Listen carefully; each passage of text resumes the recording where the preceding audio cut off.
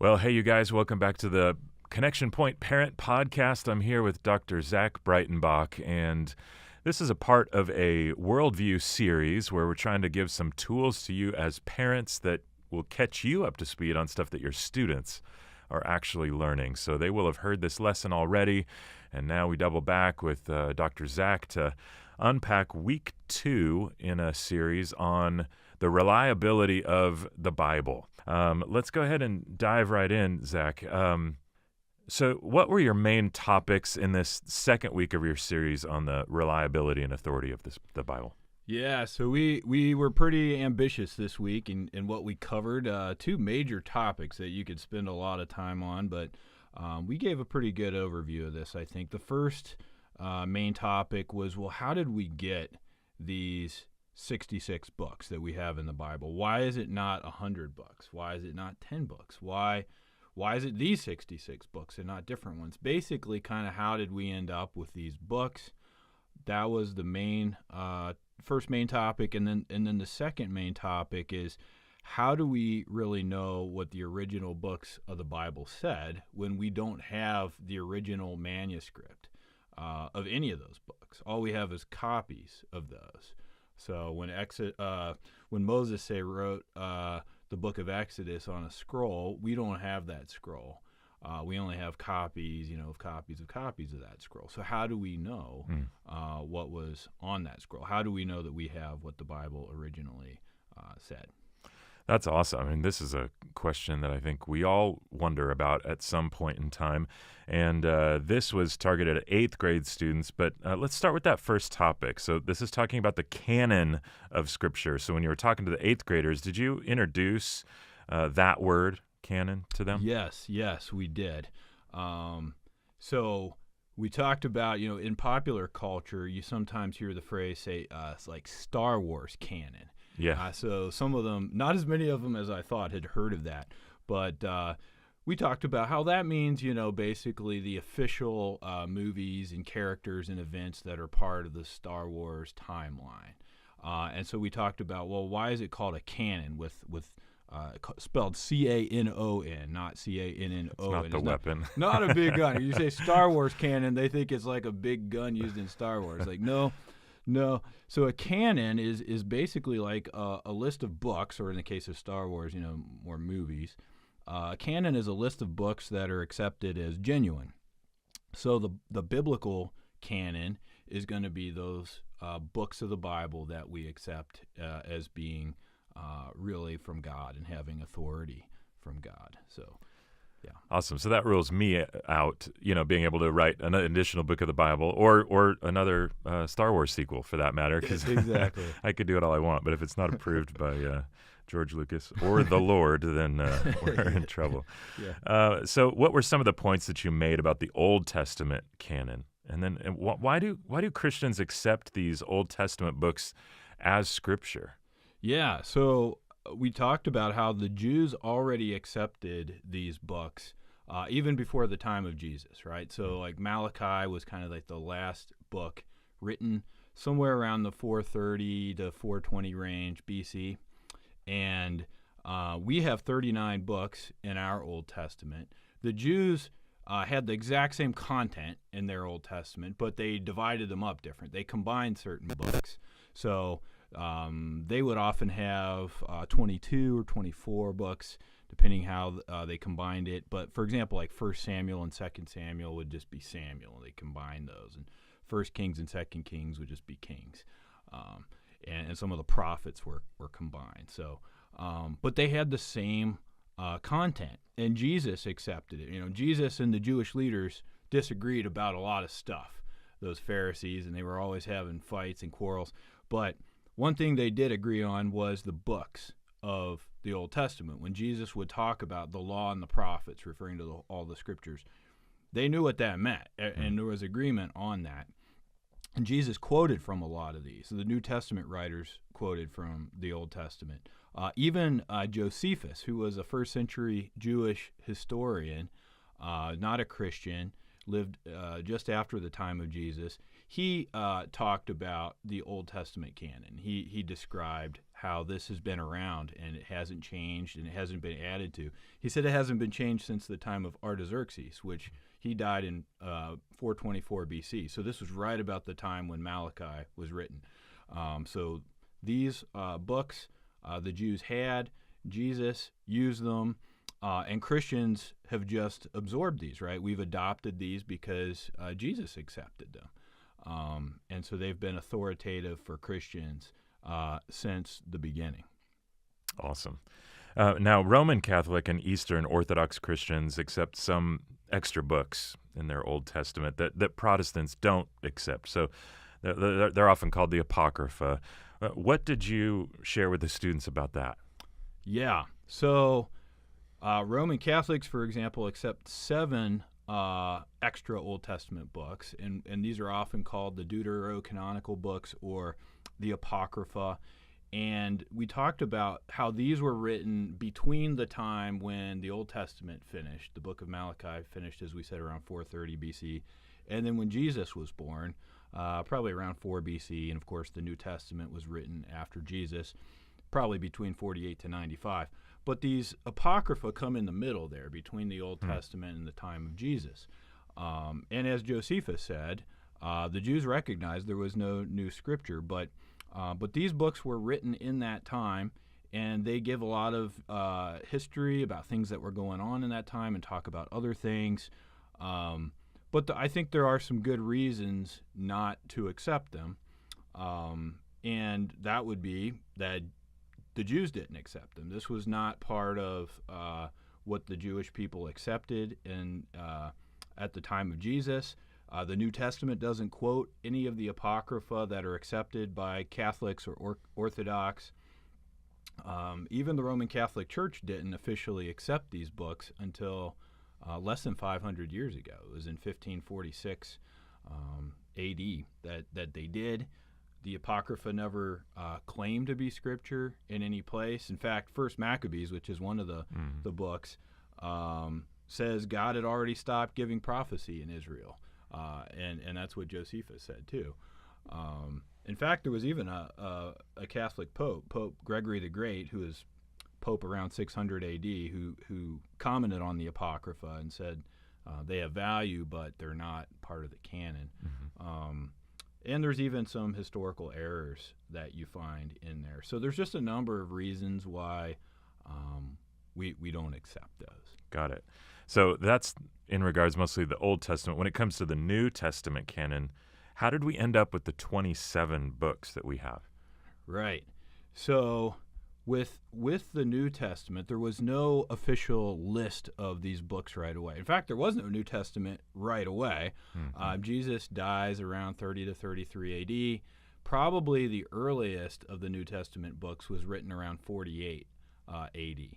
So maybe 15 years or so after Jesus died, 15 to 20 years. First Thessalonians was probably the earliest one. So from about 48 AD to somewhere in the 90s, the New Testament books were written. So for the first 15 years or so of Christianity, there were only the Old Testament scriptures, and there was the teaching of the apostles. And the teaching of the apostles who were put in charge by Jesus. Apostle, of course, just means one who is sent. These were had authority. They were put in charge by Jesus. These were people who had followed Jesus and seen him, his disciples, as well as Paul, who became an apostle. Their teaching was authoritative for the church in the beginning, but it came to be recognized we really do need to have writings. And the apostles would write things. There were the Gospels were written, which were Greco-Roman biographies, basically about the life of Jesus, and Paul's letters and other letters, and these would be circulated to churches all over the place, all over the Roman Empire, and these would be read in church services. And how these came to be recognized as scripture is that churches recognized them that way. They were written by an apostle or someone closely connected to an apostle. For example, just look at the 4 Gospels. 2 of them were written by an apostle, Matthew and John, but 2 of them were not. Mark was closely connected to Peter. In fact, we have good evidence that Peter was his main source for his gospel, and Luke was closely connected to Paul and traveled with Paul in his missionary journeys. So they had to have the authority of an apostle or someone close to an apostle. They had to agree with the apostles' teachings, which, as I said, from the very beginning of Christianity, that was the authority, was the apostles' teaching for what Christians believed, and they were used in church services. They were just accepted. They were recognized. There wasn't like an official meeting where it was the Christian leaders just laid down on people, hey, these are your books that you have to have. They were just recognized gradually as they were written over this time period, and they were used in church services, and they were circulated around. Paul even talks about this in Colossians 4:16 about these letters being circulated and read aloud.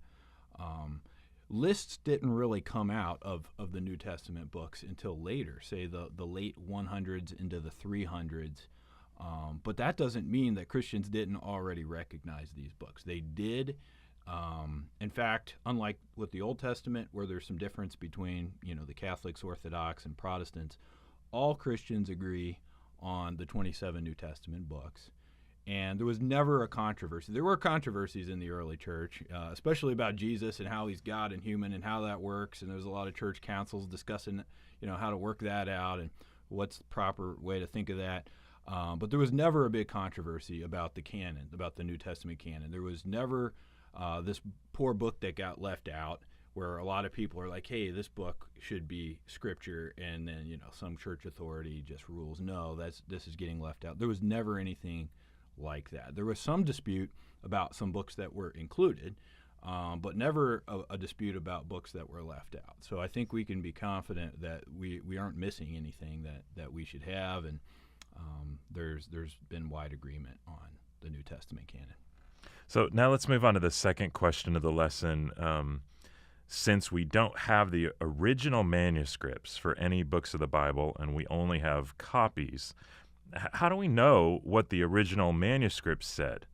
As we address this, let's start with the question, why don't we have the original manuscripts? Yeah, I mean, one reason just being they're really old. I mean, they're thousands of years old, especially the Old Testament.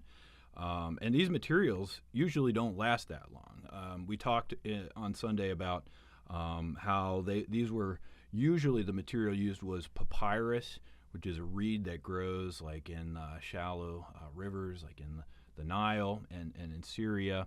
And these would just be smashed down flat and crisscrossed, and you could make sort of a paper out of them. And then later, more close to the time of Jesus, parchment began to be used, which is just animal skin. And these things don't last forever, especially if the climate isn't just right. If it's really dry and they're stored in just the right kind of place, they can last for thousands of years. That's the case with the Dead Sea Scrolls, which we probably talk about here in a minute.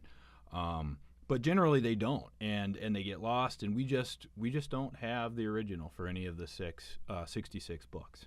Well, with the New Testament, we're constantly finding new Greek manuscripts. So I think the latest count is somewhere around 5,800 handwritten Greek manuscripts. Can you explain how having so many copies helps us know what the original said? Yeah, so yes, we have found about 5,800 handwritten copies of the Greek New Testament. And so by having so many of them, some of them very early, some of them much later, by having so many, we can compare them and we can reconstruct the original. And in our lesson on Sunday, we did a little exercise where I'd give the students 6 different copies of a verse or a sentence. And all of them had mistakes, sometimes multiple mistakes. But I said, hey, can you figure out what the original said by comparing these? And they always could, right? Mm-hmm. Because, it's a spelling mistake here. Mm-hmm. It's a word missing there. It's an extra word here. It's a grammatical error here. They're little things. But if you have enough copies, and we were only looking at 6 copies, right? You can compare them and you can figure out what the original said pretty easy. It's not as hard as you might think. And especially when you have thousands and thousands of copies, it's easier to compare them. And many of them are going to have no errors for a certain verse. Some of them will. And the skeptic will point out, well, there's some 400,000 differences among those 5,800 manuscripts, and that is true. But most of these are just spelling mistakes, Like and you said, grammatical little or things. So they're not they doctrinally related. no, yeah, and that's another thing. Not only can we reconstruct these with confidence because we have so many manuscripts and so many of them are early, but there is no essential Christian doctrine that sort of hangs in the balance on any of these. Really, it's about 1% of the Greek New Testament that has any doubt about those words at all, and none of that affects anything significant when it comes to what Christians believe. And not only were there so many copies, but many of them were early. We have more copies and we have earlier copies of the Greek New Testament than we have of anything from that time period. And so we can be more confident of what it said than anything else. And there were so many copies that were spread to different areas, different parts of the Roman Empire, that there's really families of copies, and you can compare those. That's really cool. I mean, to think about that with more copies than something Aristotle wrote or whatever that we have today, more of the New Testament. That's pretty encouraging. So some skeptics will say that mistakes in the Bible will just grow and grow as scribes wrote down copies of copies of copies over the years. And they say this kind of thing, it's like the telephone game that we used to play where there's a line of people and the first person whispers a message to the second person who tries to whisper the same message to the third person, and so on and so forth. But people inevitably repeat it with mistakes, and by the time it gets to the last person in line, the message totally changed. So how is it not like that with the Bible? Yeah, so that's true. The telephone game is often compared to this situation with the copies of the Bible, and you don't have the original, but it's very different, right? So with the telephone game, we actually did this with the kids the other day, and so we gave them some really hard to remember phrase with goofy words so it wouldn't be easy to pass it on.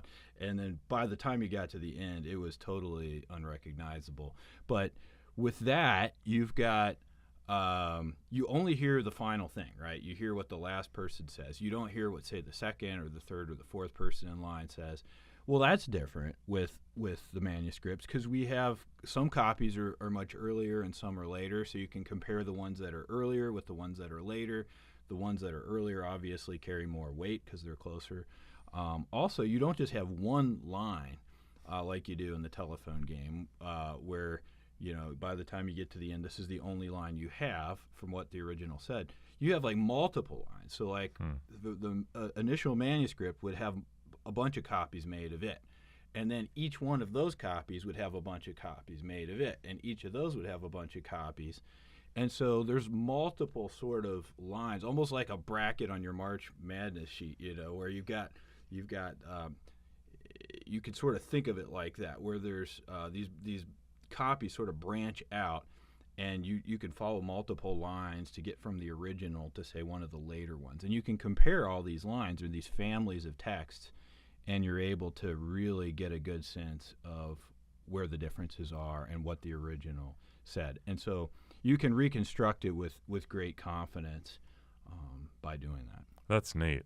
That encouraging too. No single human being could have messed up the whole chain, because you could, at the very least, you go compare it to the other and the that's other an lines. Important thing too. In fact, in many ways, we're in better situation to have all these thousands of copies rather than only having the original and no copies, because someone can change one copy, or they can totally corrupt it, or they could steal it and replace it, or it can be lost. But if you have thousands of copies and they're spread all over the place, all over the Mediterranean, you can't control that. You can't corrupt that. And it's easier to know what the original said with more confidence. That's really neat. So let's shift to the Old Testament and then wrap up by talking about the famous Dead Sea Scrolls. What are these scrolls? How does this discovery give us more confidence that the Old Testament has been copied accurately over the years? Yeah, this is another thing that we could have spent, a whole lesson on, but we kind of just talked for a couple minutes at the end on it. I actually got to go to Qumran, which is the city real close to the Dead Sea, just east of Jerusalem in Israel. Right. And they have these 11 different caves where these scrolls were found in the 1940s when shepherd boy threw a stone into one of the caves and heard a cracking noise. It turns out there were these jars, these clay jars, that they had these scrolls, and they ended up discovering them. These, among there weren't just Old Testament manuscripts there, but they had other documents too. But pretty much, I think all but Esther, all of these, the Old Testament books were found in these caves, and these are the oldest copies of the Old Testament books that we have. I mean, many of these go back to the time of Jesus, or even 100 or 200 years before the time of Jesus. And before that, our oldest Old Testament books were about 1,000 years old. And so now we can go back like a whole nother 1,000 to 1,200 years, and we can compare them and see, well, has there been corruptions to the Old Testament? Has it been copied down over the years? Do you see? No, it's very consistent with the later copies that we have. And we can know what the Old Testament looked like at the time when Jesus was reading it. And we can know that we have that accurately. That's awesome. That's awesome. Well, Zach, thanks so much. It's super helpful for me, and I know it is for the parents and the students too. So we're praying for you guys as you keep up this good work. If you need more information about Connection Point, you can always go to cp.news. That's a good starting place to get some questions answered. And feel free to pass on this resource to friends that you've got too. We'll be back before you know it with more amazing information and resources for you as a parent.